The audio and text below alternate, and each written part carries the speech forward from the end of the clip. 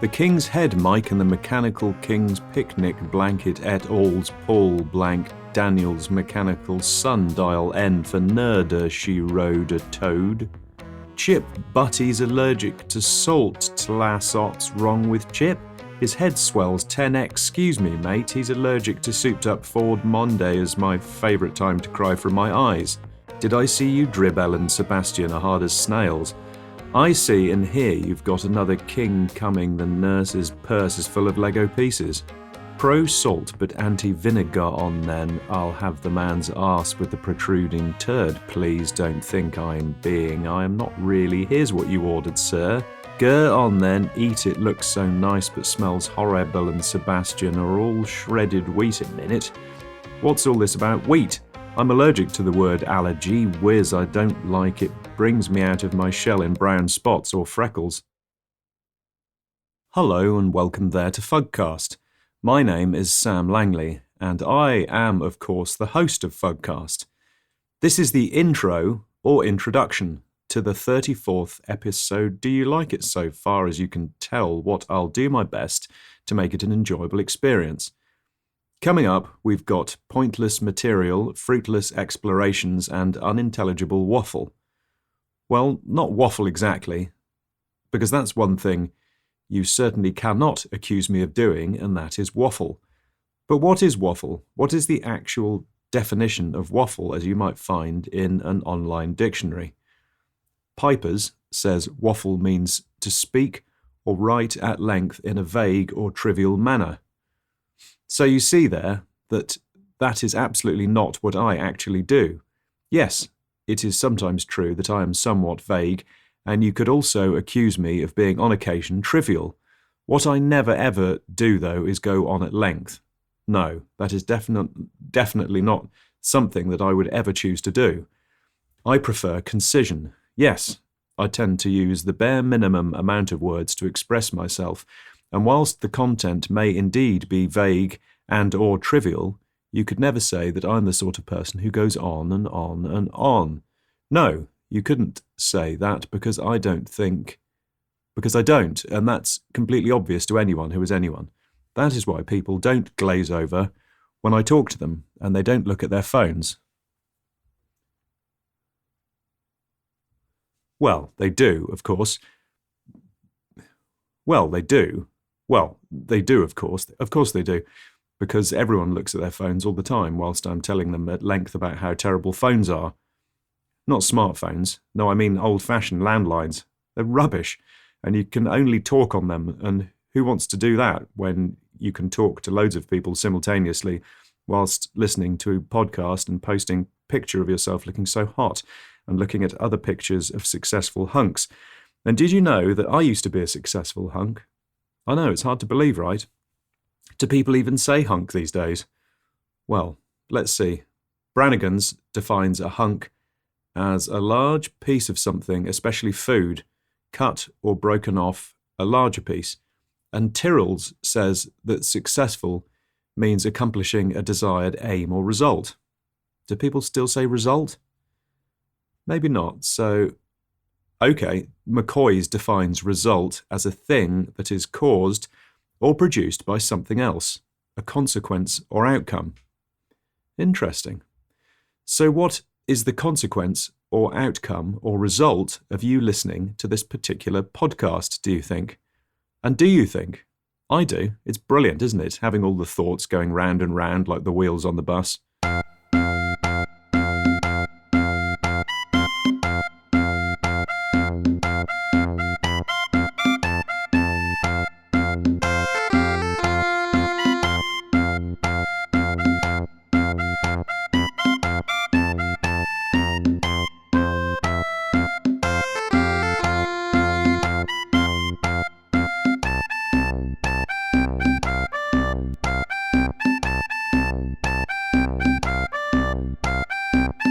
So, okay, I hear that the guy who makes Fugcast is a real mean son of a bitch. Do you know what he got his brother for Christmas last year? That's right, it was a piece of coal. Oh, but wait, because the coal had a diamond in the middle. So sweet, but wait again because it was a fake diamond. What a son of a bitch. So yeah, it's that time of year, right? When you dust off your Father Christmas costume and W cycle around local area delivering presents. Not presents spelt Presents.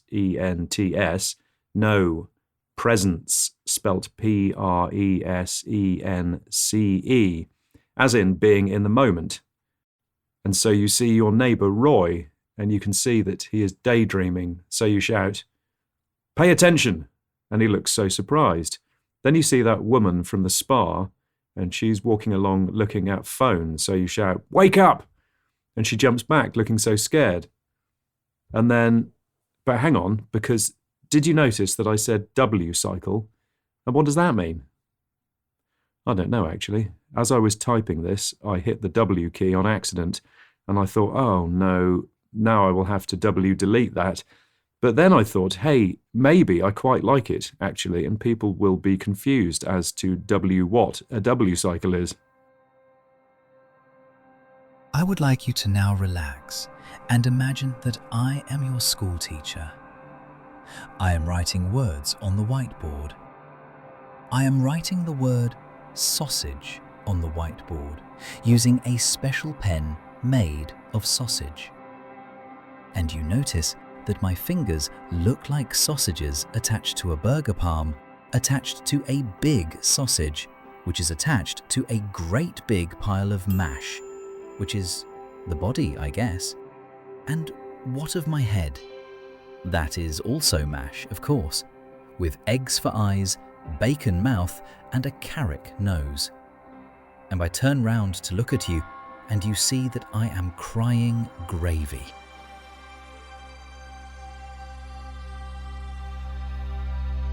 So yeah, do you like this episode so far?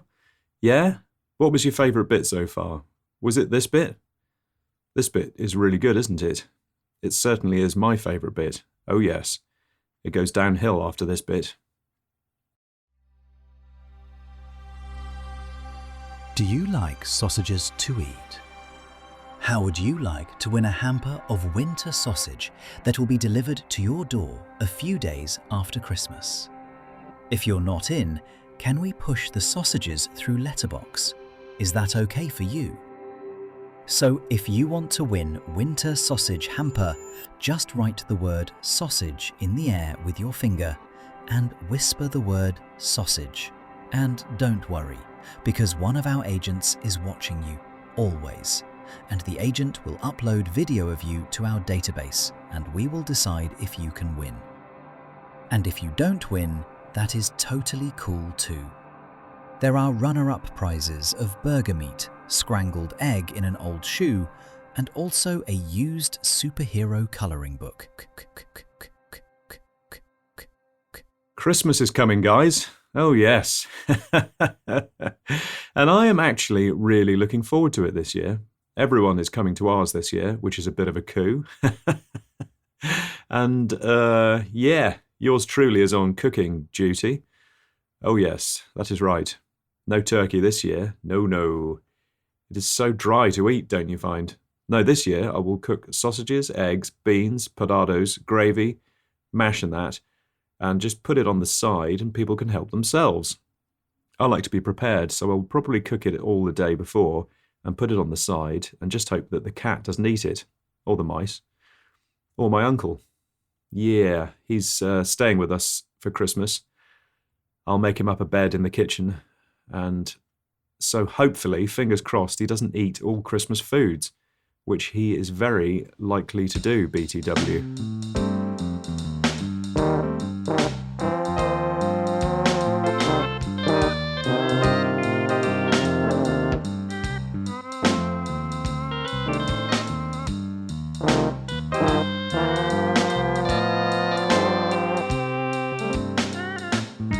Listening to Fugcast is like drinking a tall glass of piss.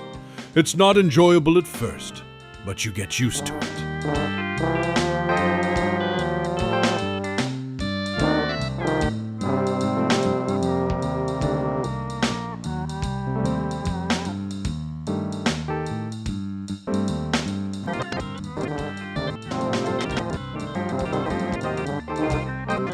So yeah, I was on my W cycle earlier, and I cycled past this old guy, and I slowed right down, and he hadn't noticed me, and I said, "Hi, Albert!"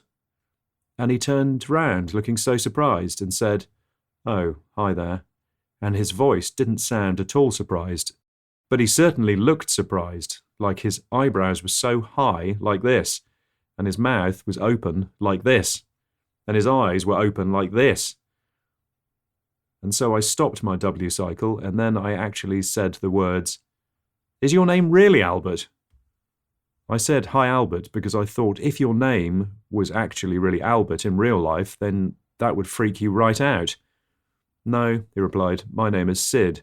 I thought you said hi, Sid." "Oh. And were you surprised? Because you looked really surprised, but didn't sound surprised." "Oh no, that is just the way I look. I'm never surprised by anything."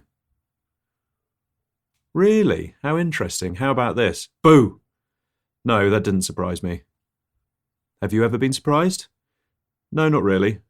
"Oh, okay. Bye then." "Okay, bye." Welcome back to your smashed avocado on toasted sourdough. Where were you, man? You were staring at that dishevelled man with the beard, weren't you? He's got congealed oats on his jumper, yeah?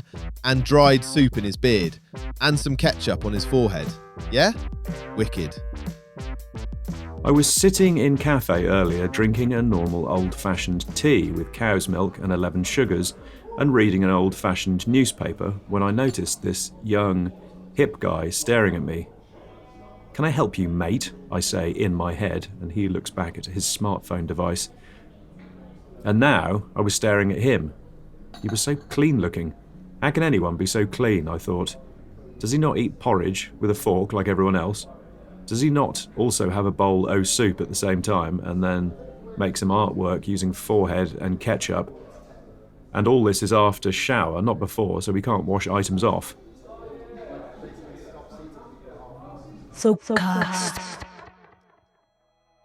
Hello there, I'm the Upside Down Wizard. What's that? You've never heard of the Upside Down Wizard? Well, I'm known throughout the land for being a wizard that is upside down. I can cast spells for you if you like, but beware, they are upside down spells. Like, if you want me to turn your husband into a watch, it will be an upside down watch, so you might get the time wrong. And if you want me to turn your watch into a husband, watch out, for he will be upside down. And how can you reluctantly make love to upside down man or have a passive aggressive conversation with upside down man? What, are you going to talk to his actual anus? I guess the best thing to do is to ask me to turn upside down thing the right way up. Well, you'd think that, wouldn't you? But actually, I'll turn it 360 degrees, so it's still upside down, because I'm a total prick. And did you know that I have a wife? Oh yes. And she says to me, "Howard, I want to reluctantly make love to you now, but how are you upside down?" And then I remind her that my penis bends the other way when fully turgid, and I have a mouth on my left foot to kiss, even though she's not into kissing. But beware, I say, because my foot mouth has very bad breath that smells like halitosis and athlete's foot. When Michael Caine appeared on Jonathan Ross, he told a story about Sean Connery. Was the story a true story, or did Michael Caine make it up? Regardless of whether or not it actually was a true story that really happened, it is now a famous story that everyone knows of. What was Sean Connery like? Because you became very close with him, and he's still with us, of course, but... Well, I lent Sean my clock, so he could know what time it was, and when he eventually gave it back, it was covered in moss. Yeah. I said to him, "Why is clock covered in moss, Sean?" "Because I don't like a mossy clock." And he said that he covered it in yogurt and left it in a damp, mossy corner of his bedsit. But that was Sean. If you lent him something, it would come back all mossy. On the Tucker Carlson show, Sean Connery responded to Michael's allegations. Actually, it was the other way around. I lent Michael my mossy clock, and when I got it back, it had no moss on it. And I was so furious that I gave him a light slap. I was wearing my mossy gloves, though, which cushioned the impact.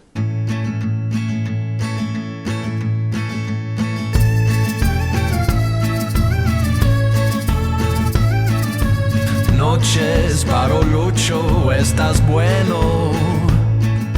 Sipa, Esperanza, Los Cinquano.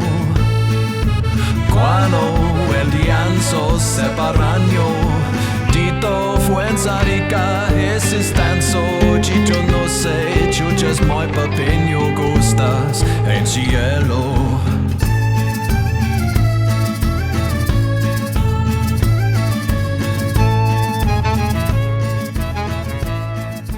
¿Qué estás? Buenas tardes. ¿Qué ochos estartes en suelo los ochichos? Huerta la manzelo con chicho la buena casa, ¿eh? Ja, ja, ja. Nos huevos la luchos. Al casatito puente estartes, el manze, el bueno ucho chichachos, che buen centos, ¿eh?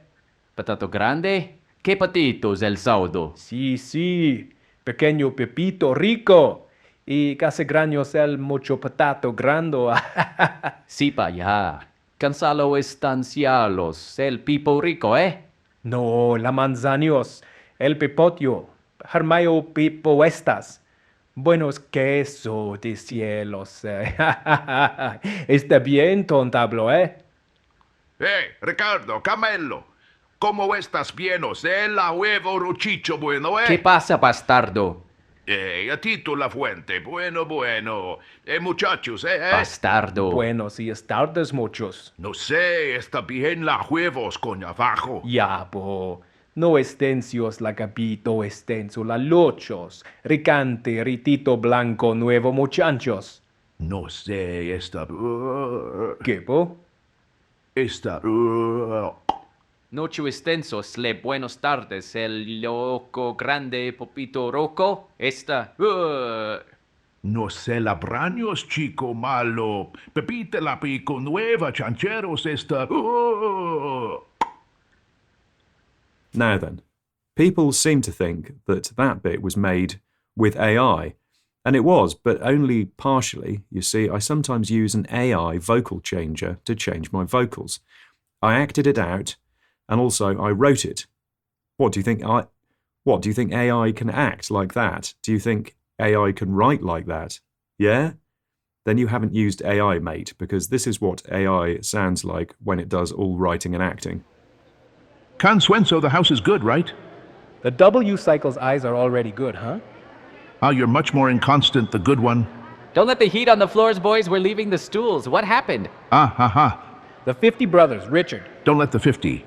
The good one's Richard, the rich fountain, huh? Archangel fountains are good and you're going to be great, huh? Oh, why didn't you know that Christopher Eccleston played the piano in the film The Piano? And he also played Captain Corelli's mandolin very badly, I'm afraid. And Nicolas Cage said, "I am Captain Corelli.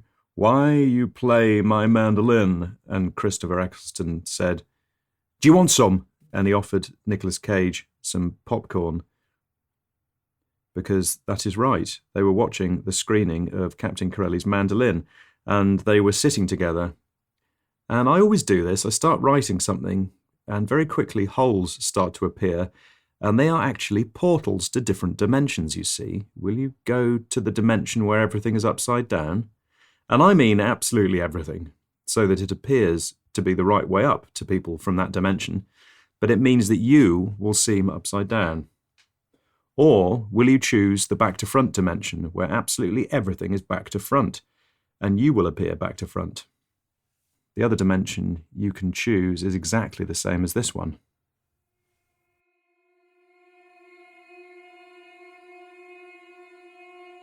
Look, I know it sounds strange, but Jeffany isn't Jeffany. Well, then who is he? I don't know, maybe Paul? But, well, if Jeffany is Paul, then who's Paul? Perhaps Paul is Jeffany. Did you ever think about that? Oh, no. He couldn't be, although, now I come to think of it, Paul doesn't seem like Paul at all. Maybe Paul is Pat with the fringe. Do you ever think he could be? Oh, gosh, no. Pat isn't like Paul at all. Pat wears a tall hat, and he goes like that. Paul's small and shaped like a ball. Oh, hang on, I'll give him a call. Yes. Hello, is that Paul? No. Oh, hello, Jeffany. No. Well, I don't know. No, this is Debbie. No, not Susan. Debbie, I'm here with Jack. You remember Jack with the blue tack on his back? That's right. He's stuck to my wall. No, not Paul. Jack. Let me talk to him. Hi, Jeff. I'm here with Deb. She's at a low ebb. She says you're not yourself. You're someone else. Well, who are you? Yeah? Oh. Okay, yeah. What did he say?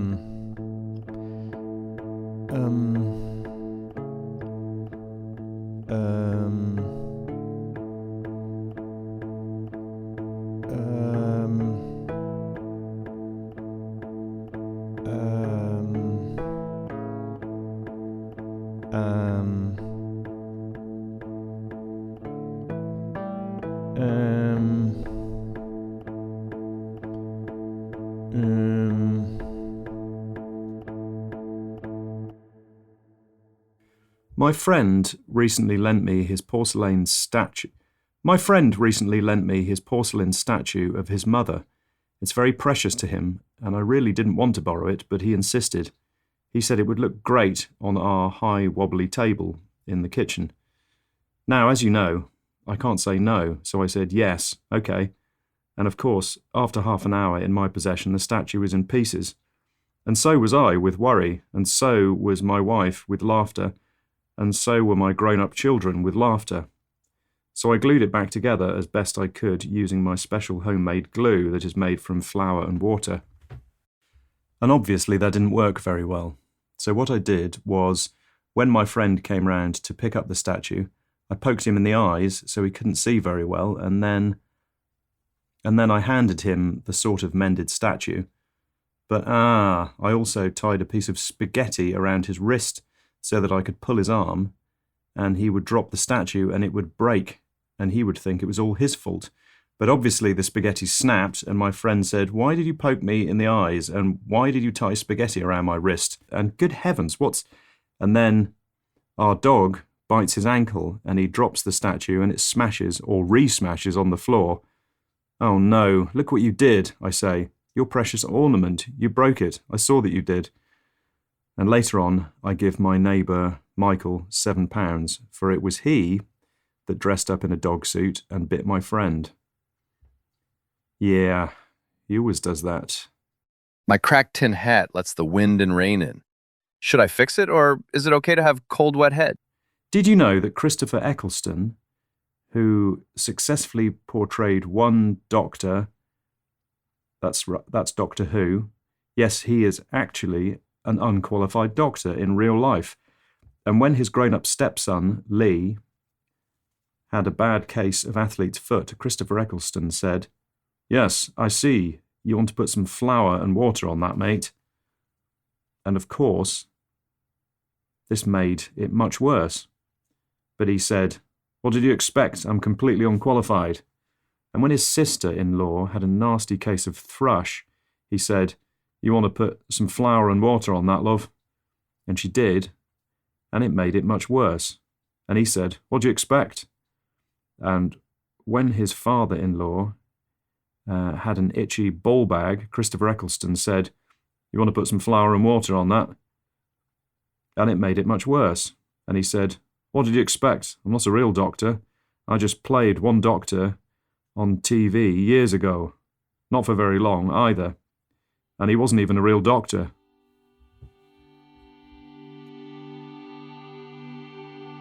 The invitation now is to tickle me under the chin. Not yet, you must wait for the signal from Caroline. She will look at you and give you a thumbs up. And then it is your turn to tickle me under my chin. I know that she has a lazy eye, and it is difficult to tell if she is looking at you or the person next to you, but that's okay. If you think she is looking at you, then up you come. Now, it's a good idea to wear the gardening gloves provided, because my beard is like wire wool and will surely cut your hands without gloves. Okay, and now, if you manage to make me giggle, Caroline will put a tick on the whiteboard, and if I snarl, she will put a skull and crossbones.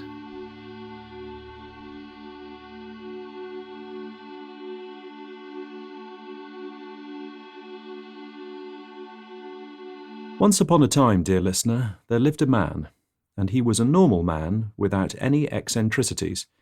He was good at all the things that society places value upon, like job, money, house, marriage, kids, liking sport, holiday, looking at phone, car, dog, voting, watching news, gym, and he had friends that were exactly like him, and they went to the pub and talked about phone, car, dog, news, sport, etc., and tended to agree on everything.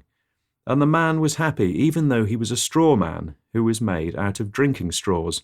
But no one noticed. His friends didn't notice because they were also straw men and straw women, because yes, he did have some female friends, and his wife was totally fine with that. My arse has a big crack in it. How can I fix it, huh? 3 full marks, 4 half Davids, and 5 non-Johns walk into a cerebrum. The full marks are normal-looking men with normal off-white hair, red faces, and business suit. The 4 half Davids don't have heads, arms, or torsos. They are just waists with legs and feet, which are completely nude, by the way. And lastly, the 5 non-Johns aren't visible on account of the fact that they are non-Johns and so don't exist. And what of the cerebrum tender? Well, it's your cerebrum, so perhaps they are a smaller version of you, and you say, "What can I get you fellas to drink?" And the 3 full marks order 3 pints of custard. The 4 half Davids can't order anything because they are only bottom halves, and so don't have mouths. Well, one of them does, actually, have a mouth on the bottom of his left foot, but his voice is very quiet, so the cerebrum tender, or whatever, doesn't hear that. He wants to order a pint of torso with a large foaming head, and the 5 non-Johns don't really exist. Well, one of them does, but he's invisible.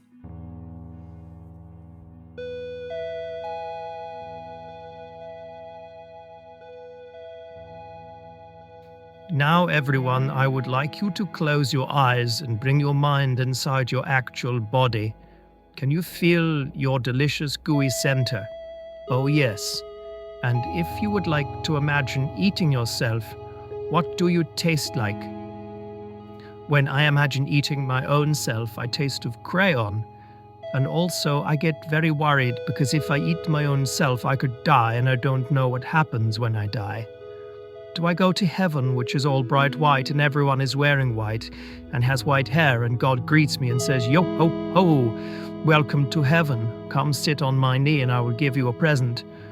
And I am so scared of God that I run away and everything is getting darker, like dark pink color, and soon all people are wearing dark pink color, and here is Satan himself, and he greets me and says, "What's up, dude? Would you like some pizza? And we can play computer games and that."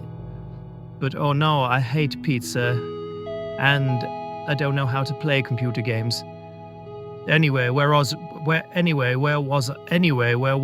Oh, yes, imagine you are eating your own self, and you are very nutritious, and eating own flesh is very good for you, and you are becoming stronger, but also smaller, until you are so small and so strong that you are like a singularity, and then...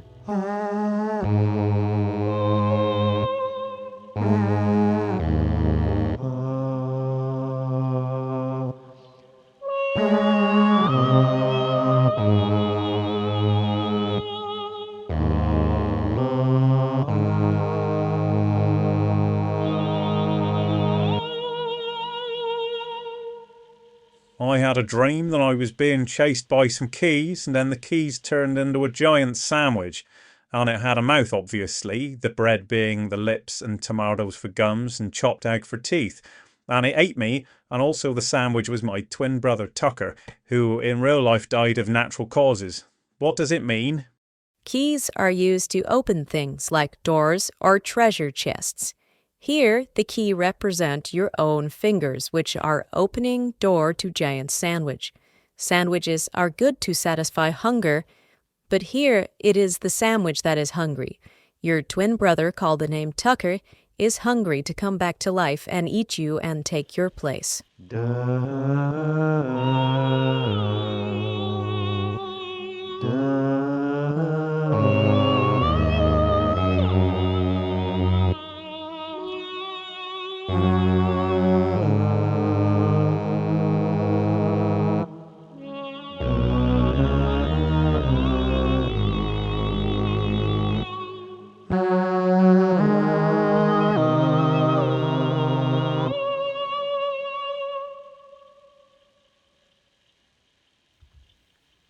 Sometimes, dear listener, I speak in a high voice.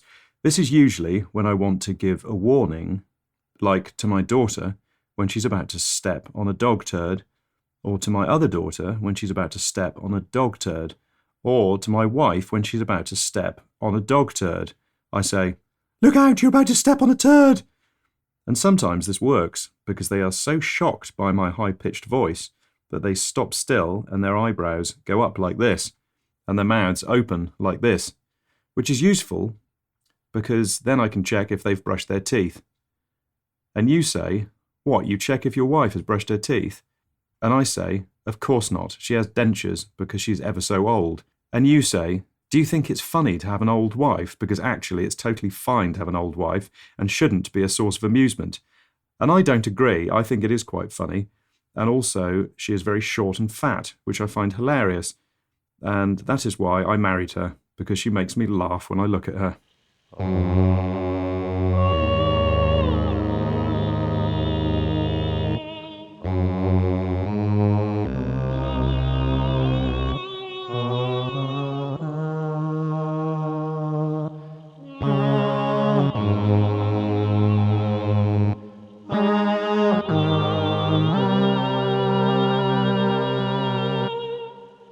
My big arse smells like freshly cut grass.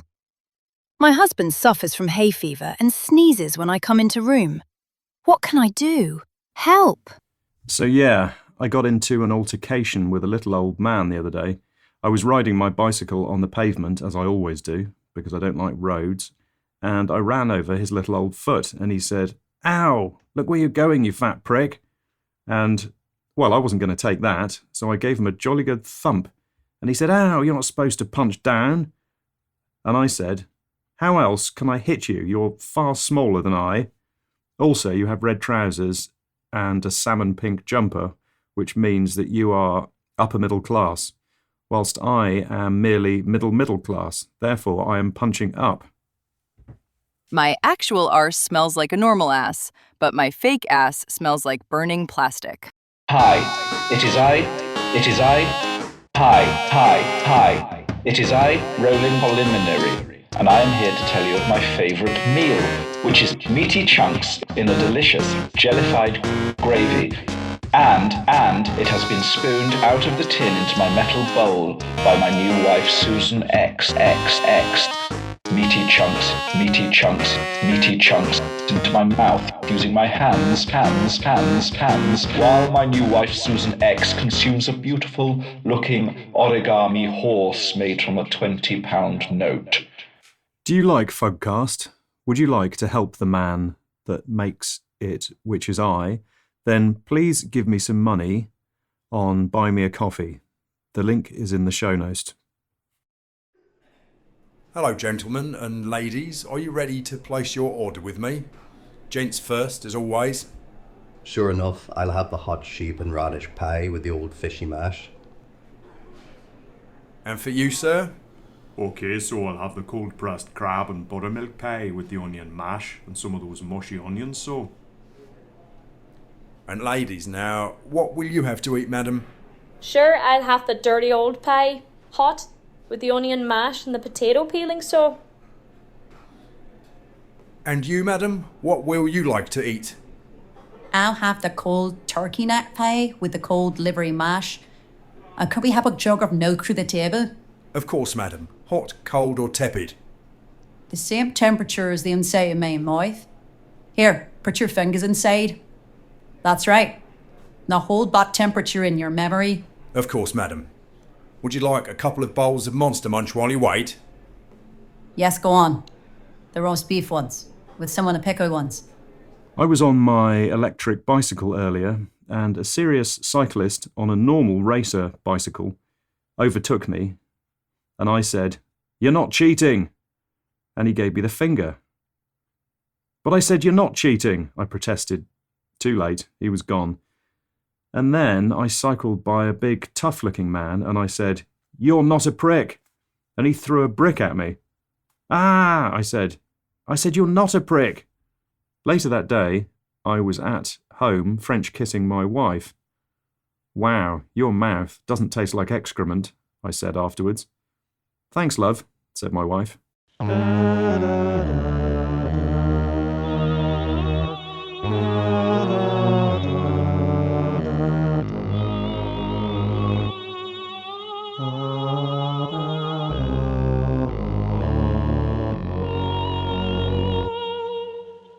Oh, hi, Linda. Is that your ass effigy I saw burning a hole in your jacket pocket potato? Hi, Berlinda. No, that is my real ass, I'm afraid. I keep it in jacket potato pocket for safekeeping. You dig? Oh, how cozy. Indeed. It's like a toasted marshmallow man. Pillowy, soft, and oh, so delicious. Yum. Make me so hungry. The thing about moss is that once it's growing all over your clock, it's very difficult to get rid of it. You can use chemical treatments like iron sulfate or vinegar, and that may provide a temporary solution, but in the long term, nothing completely eradicates the moss. Moss. Moss. Moss. My husband, Moss. Pete Rivers, smells Moss. like burning plastic, Moss. while my fake Moss. husband, Pete Moss. Dialect, smells like Moss. burning hair. Moss. Moss, moss, Moss, moss. dialect, plastic ass on my arse. Moss, moss, Moss. Rivers, W cycle burning ass effigy. Moss, moss, on my arse. Moss. Moss. Ass effigy. Normal ass. Moss. Dialect ass rivers. Moss effigy. Moss. My W cycle is covered in moss.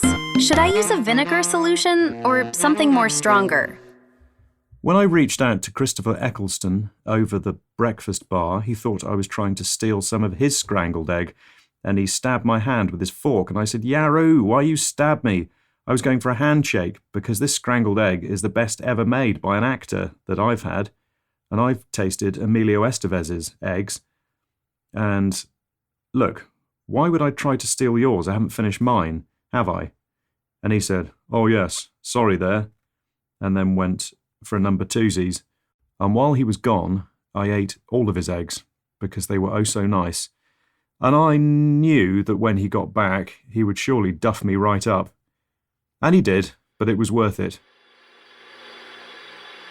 What was Christopher Eccleston's favourite sandwich in the early noughties? Dr. Hummus. Dr. Hummus. Dr. Hummus. I'm reading a really interesting book about painting. Painting? About painting and decorating at the moment, and also I'm reading a really interesting book about the history of soup. And also I'm reading a really interesting book about jazz legend Hunter Peterson. I know that is too many books to read at the same time, and they do all get mixed up in my mind, which would be fine if I wasn't in the middle of painting our sitting room with soup whilst listening to some Paint, and then last night I played a gig with my jazz combo, and I am drummer, and what do you think? That I poured Magnolia Emotion, and what do you think? That I poured Magnolia Emulsion all over my drums and added a pinch of salt and a bay leaf, and then played the actual drums with 2 soup spoons? I call my wife the soup thief because she steals my soup, always, right out of my bowl.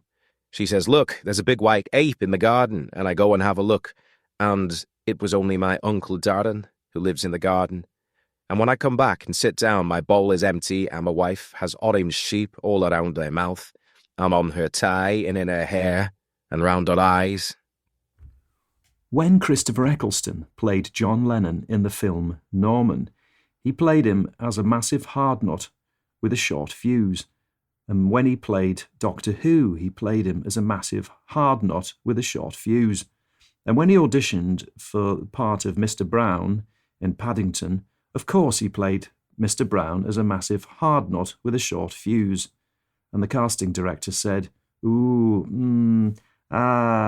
because Christopher Eccleston was leaning over the table and he had accidentally trodden on her foot. And he said, "What do you think of my great performance? Do I get the part of Mr. Brown, eh? And the casting director said, "Yes, of course," because she was shit scared. But when Christopher Eccleston had gone, she said, "Jesus, that guy is too big and aggressive and northern. Let's get that guy who looks like an armchair with some nice biscuits on top." To stop my wife stealing my soup, I bought tins of magnolia paint and took the labels off of my soup tins and put them on the paint tins and put the paint labels on the soup cans. But I forgot that she was away with work, and I also forgot that I had switched the labels, and so I made myself a big bowl of steaming hot paint. And guess what? It was actually delicious.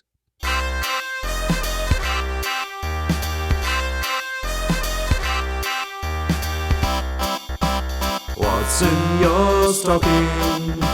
3 kinds of stuffing. What's in your cracker? You hope it's stuffing. Ding dong, your family are here in fancy dress, and Grandma is the turkey.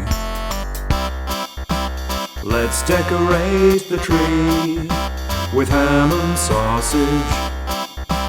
Let's marinate your dad in wine and bay leaves. Ding dong, your family are here. Your uncle is an angel and your cousin is a cracker. Your uncle's looking at his phone.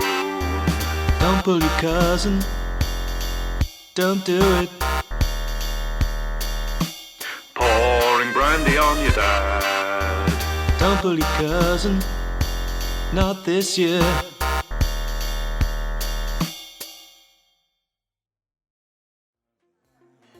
I'd have a pint of Monkey's Funky Uncle, please, Nate. No, mate. What? I said no, mate. You're not going to blow me a pint, mate? No, mate. No means no, mate. What? No means no, mate. What? Why, mate? I'm looking at my phone, mate. And also, I don't work here. And also, this isn't a pub, mate. It's a shop that sells vapes and snacks and that, mate. Oh, ha ha ha ha ha. That was hilarious, eh? The first guy wants a beer, but the second guy says, "No, matey, this is a toy shop or something." Is the guy who writes this show on acid or what? When John Lennon wrote the song Norman, he sang it in a high voice to Paul McCartney, who said, "Why so high is your voice?" And John Lennon said, "I've been sucking all the helium out of these balloons." And then he noticed that Paul McCartney had water coming out of his eyes, and he said, "Those were my birthday balloons." And that is what inspired John Lennon to write The Crying Balloon Man. We had a big fight while we were filming The Man Who Would Be King, You See. He felt that my character should be covered in a thick layer of moss, and I did not agree. I wouldn't call it a fight. I slapped him very lightly, and I was wearing my moss gloves. He went down like a sack of moss. 13 across. I'm just doing the crossword. Dad bags bod squad. Could be an anagram of bod squad. D-quad sob? Yes, that's it. Now, 12 down. Brimbram mescues peloton Huey loses. That's a hard one. Huey loses to that song Hit to P Square. Yes, and those Peloton riders wear sponge helmets, so it could be Square Sponge or Squaronge.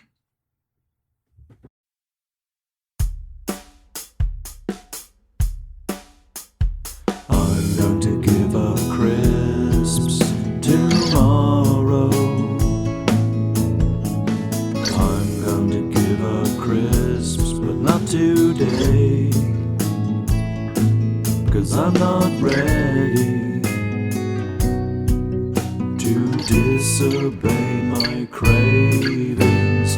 I'm going to give up my vape tomorrow.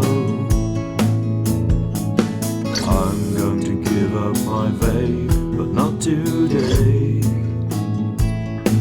because I'm not ready to stand outside and not vape. I'm going to give up my phone tomorrow. I'm going to give up my phone, but not today, because I'm not ready to hear my own thoughts. Well, that's all of the episode now. There's just time to say thanks for listening, and remember to like, subscribe, rate 5-star, and of course, as always,